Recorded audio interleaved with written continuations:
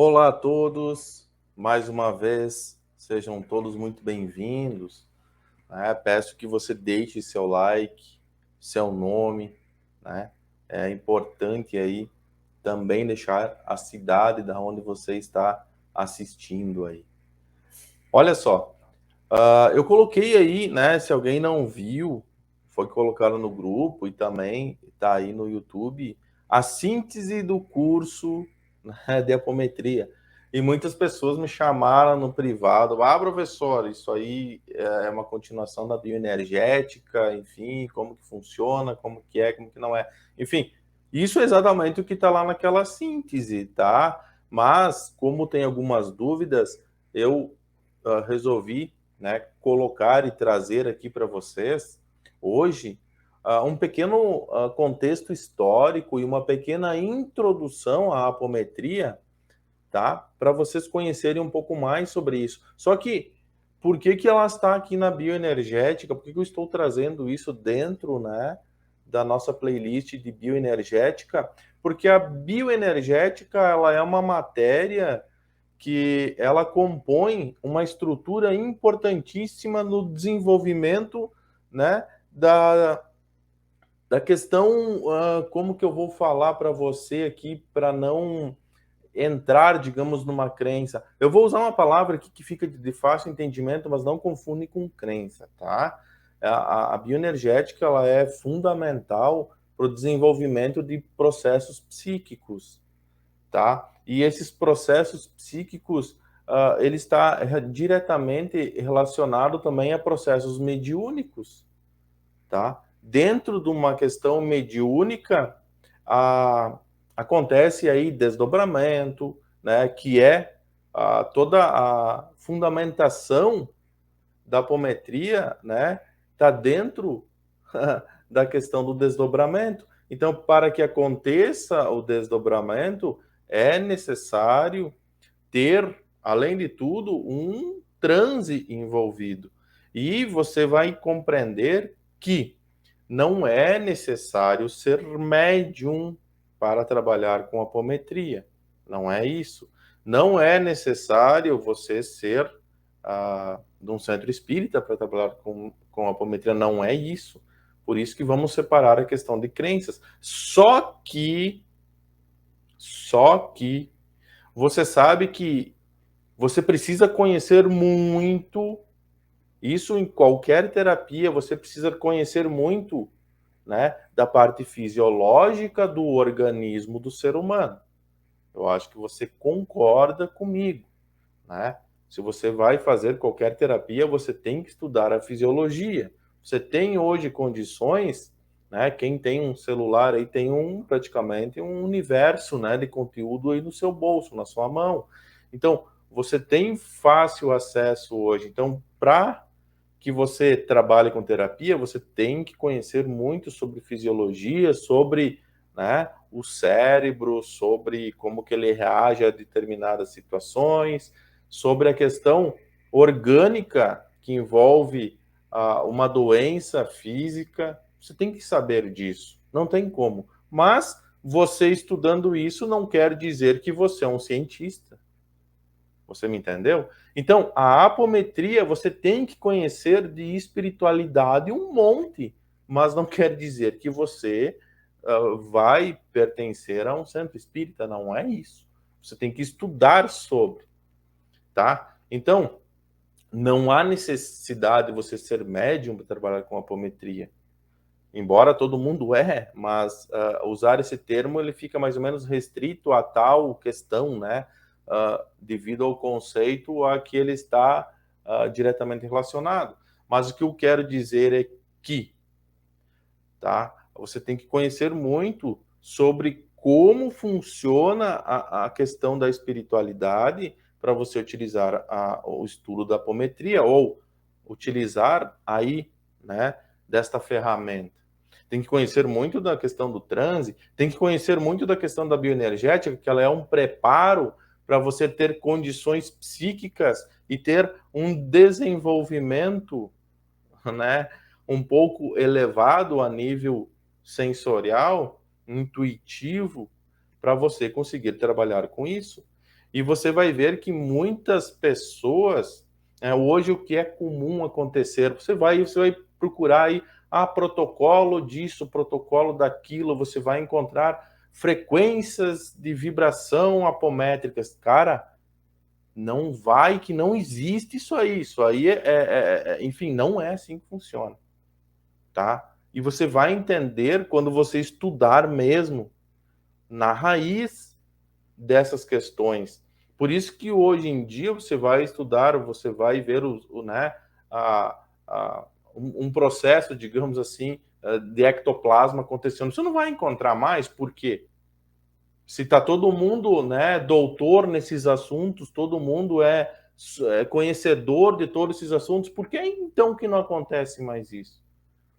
Porque as pessoas estão inventando modismo, né, achando né, que não é isso. Tem que voltar lá na raiz dessas questões aí. Então, todo esse conhecimento, digamos assim, a pessoa em si não cria nada, não tem condições de desenvolver tudo isso sozinha. Isso aí tem uma sabedoria que chega até ela para ela conseguir fazer isso. E aqui, né, antigamente se pegava essa sabedoria aí, se estudava ela e se praticava ela. Hoje, as pessoas distorcem isso, colocam um monte de coisas em cima e acham que isso vai funcionar. Só que essas questões, elas passam a funcionar como um processo de sugestão. E aí a sugestão só funciona se a pessoa aceitar. Mas como aqui, né, existe um processo de desdobramento um pouco mais complexo, não é só uma sugestãozinha que vai fazer, né, funcionar isso. Então, a bioenergética, ela vai fazer um trabalho para desenvolver toda essa questão, né, para você se preparar também para essa questão apométrica, tá certo? Mas eu quero falar para você hoje, eu quero trazer aqui um pouquinho, tá?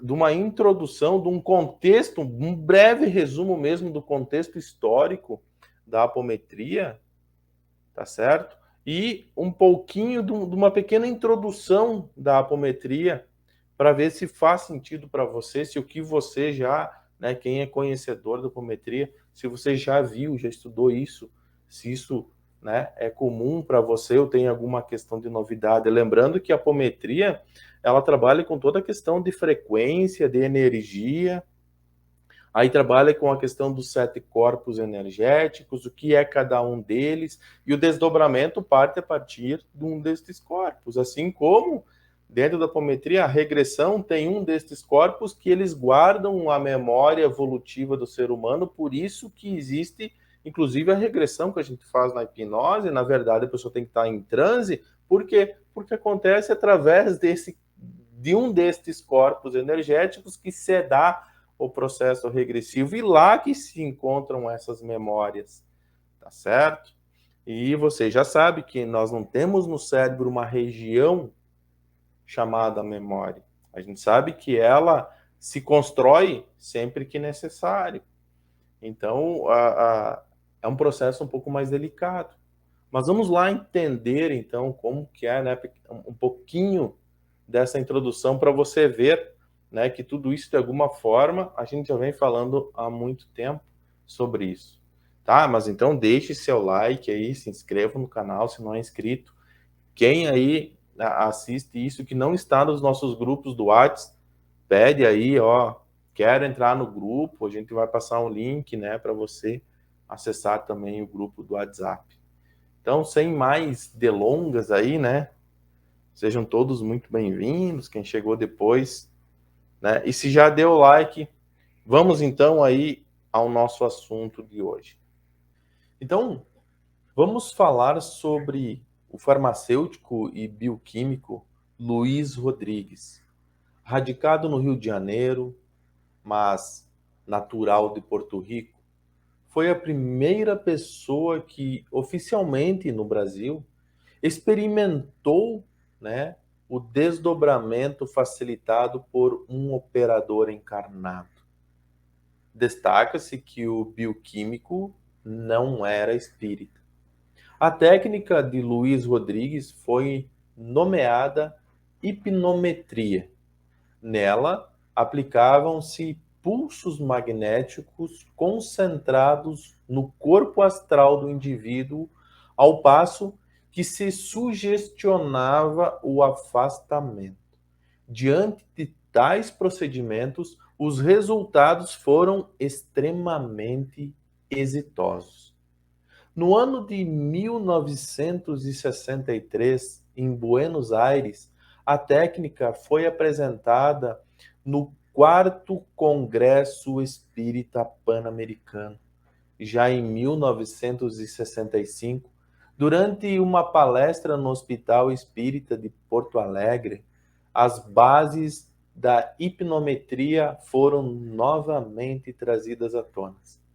A partir da inspiração de Luiz Rodrigues, o médico José Lacerda de Azevedo, espírita desde a juventude, que esteve presente à palestra em Porto Alegre, desenvolveu e fundamentou cientificamente a apometria.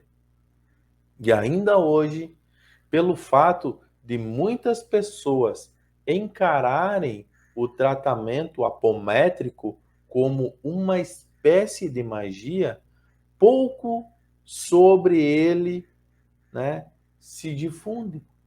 A verdade é que ao aplicador da técnica não basta conhecimento somente teórico, é necessária uma profunda vivência espiritual para que receba suporte. Apto significa além de, e metron refere-se à medida. Ambas as palavras, elas vêm do grego. Então, a apometria trata em sentido efetivo do desdobramento espiritual, ou seja, bilocação, estar em dois lugares ao mesmo tempo, né? Quando o corpo astral se separa do físico, ocorre então o desdobramento. Durante o sono, em estado hipnótico, em êxtase místico e mais raramente de modo espontâneo, quando uma pessoa mais sensível, né, ocorrerá o desdobramento. Outras situações que podem levar ao mencionado estado são o desmaio, coma, graves choques emocionais, circulatórios e físicos. Ainda uso de narcóticos, transe mediúnico, né, convalescença, o transe hipnótico. E o tratamento apométrico ocorre durante o desdobramento. Para tanto, é comum que médiuns desdobrados auxiliem nos trabalhos, pois tendo a capacidade de ver ou ouvir o outro plano, são de grande valia nas instituições auxílio para o utente. A este também é necessário aplicar o desdobramento, assim, seu corpo astral será tratado por atendentes do plano superior e igualmente pelos médiuns desdobrados que dos espíritos superiores receberão as orientações. Como também, né, é importante dizer que médicos encarnados durante sessão apométrica em desdobramento se comuniquem com médicos desencarnados que a eles dirigirão orientações sobre, né, como proceder em relação ao paciente. No plano astral, o indivíduo poderá passar por cirurgias, tratamento, aconselhamento ou o que for ideal ali para que promova e aconteça a sua cura. E é normal, entretanto, que o enfermo não se lembre conscientemente de nada que viveu durante o desdobramento, mas há, todavia, aqueles que sintam, né, tontura, sonolência, vacuidade, ou até mesmo tenham a visão apurada de tudo o que aconteceu. E isso fica, né, mais típico nos médiuns ou nas pessoas com avançado grau de sensibilidade, ou as pessoas visuais costumam, né, ter a revelação, ter, né, tudo isso muito claro para eles, toda essa vivência, essa experiência. Mas na maioria das vezes, apenas alguns minutos são suficientes para que os trabalhos astrais realizem os procedimentos aptos ao equilíbrio do paciente. Finalizada essa etapa, é importante supervisionar se houve perfeito acoplamento do corpo astral ao físico, sob, né, pena de se prolongarem sensações de tontura, dor de cabeça e mal-estar. Além disso, encarnados em geral, quando em processo de desdobramento, podem fazer parte das equipes socorristas do plano astral ou de grupos de auxílio em casas de enfermos terrestres. São movimentadas, basicamente, três espécies de energia durante as sessões apométricas, né? Ou as sessões de apometria. Energia mental, de natureza radiante, onda propagada, né? Ou seja, o pensamento pode ser transmitido e captado, pois, independente da distância, inclusive, é possível que atue sobre objetos conforme demonstrado pela parapsicologia. Desse modo, o fluxo da energia mental, movendo o ponto de aplicação do pensamento, age sobre a energia cósmica, plasmando-a. Outra é a energia zeta, né? Proveniente do corpo físico, está presente em seus átomos, moléculas e campo magnético. É uma energia dirigida por nossos atos, por meio de sua utilização, os campos magnéticos de força podem ser formados pelo operador apométrico, visando a concentração dos espíritos das trevas. Também, tal energia física repercutirá auxiliando os médiuns desdobrados, uma vez que servirá de impulso para o cumprimento de seus afazeres astrais. E temos também a energia cósmica, a sutileza, a elevação, né? Como, por exemplo, no Reiki se trata de energia Rei, também chamada de eu superior. É abstrata, conecta tudo o que existe, pois opera como consciência coletiva. No que tange ao trabalho apométrico, estas três forças se movimentarão devido à ação das energias oriundas do corpo físico. Se condensará a energia cósmica e haverá um natural rebaixamento de frequência na massa deste plasma. Passará então a funcionar como uma onda portadora, como um fluxo contínuo, quando então as emanações mentais a dirigirão sob o influxo da vontade.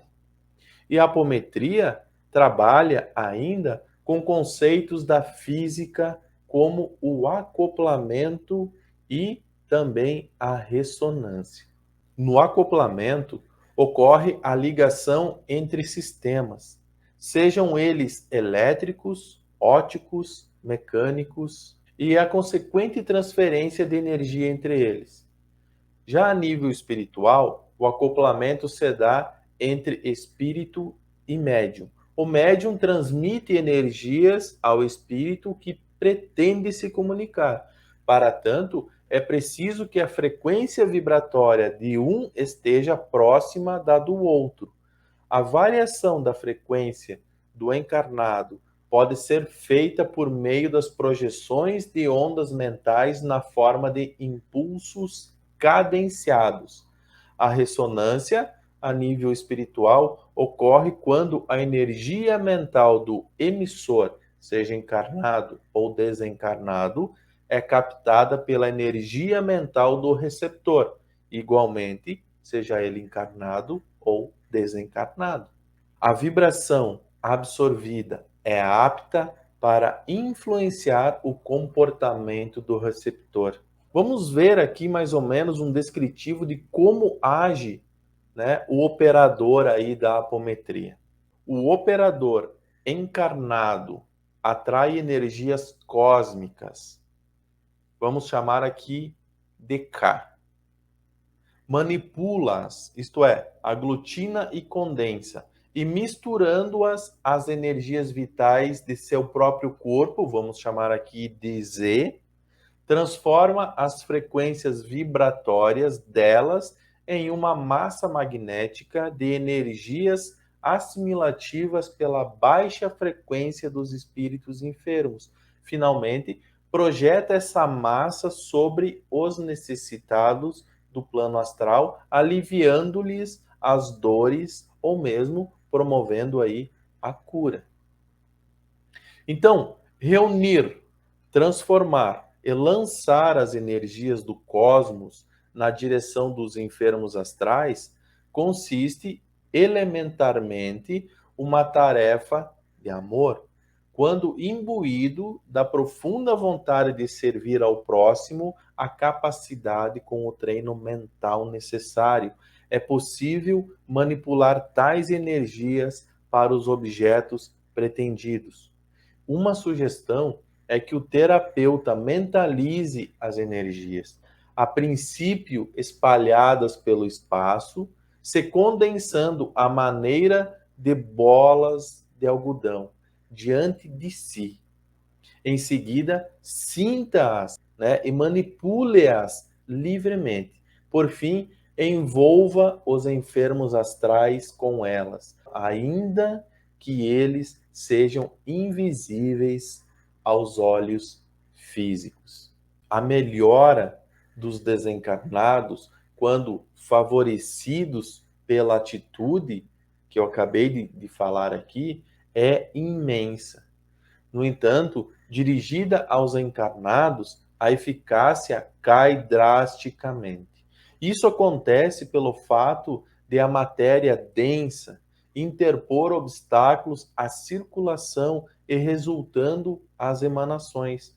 Contudo, aquele que conseguir manipulá-las, superando a densidade, será capaz de operar verdadeiros prodígios curativos. Cumpre salientar que o desdobramento realizado pela apometria pode ser aplicado indistintamente, independente da idade, do grau de sanidade, de saúde ou de resistência. Não se trata de uma técnica necessariamente mediúnica, mas o contato com a espiritualidade e as informações que de lá vierem faz parte do processo, né, e do sucesso do tratamento ali, da terapia em si. E, né, para finalizar essa aula aqui, é importante dizer, né, destacar que a biosfera, região na superfície terrestre habitada pelos humanos, é a psicosfera maior, localizada em uma dimensão diferente e povoada pelos espíritos desencarnados, embora sejam adjacentes, situam-se em dimensões distintas e possuem características próprias. A biosfera ocupa apenas a crosta terrestre, né? Parte banhada pelo Sol. Por outro lado, a psicosfera, muito mais ampla, abrange também zonas inferiores que ficam dentro da Terra, bem como regiões superiores à superfície terrestre. Nas primeiras estagiam os desencarnados sofredores, que necessitam expiar atos contrários às leis divinas. Já as segundas são habitados pelos espíritos que atingiram níveis suficientes de desmaterialização e purificação para aproveitarem ali a paz.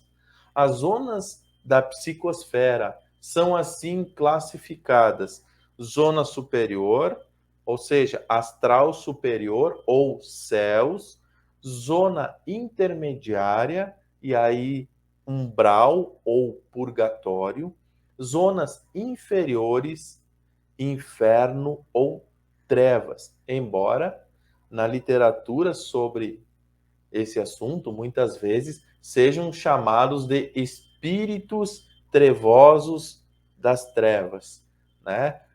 Em sentido amplo, todos aqueles que ocasionem algum mal aos encarnados ou desencarnados, apesar de às vezes estarem no umbral, de acordo com José Lacerda de Azevedo, o criador da apometria, em seu livro Energia e Espírito, ele diz o seguinte: junto conosco, vivendo em ambiente nosso, embora separados pelos parâmetros dimensionais, encontram-se em grande número entidades espirituais de baixo nível evolutivo, preocupadas com os comezinhos problemas humanos, negócios, paixões, ódios, amores mal correspondidos, preocupações com familiares, dores, angústias e todo o cortejo de sofrimento morais e físico,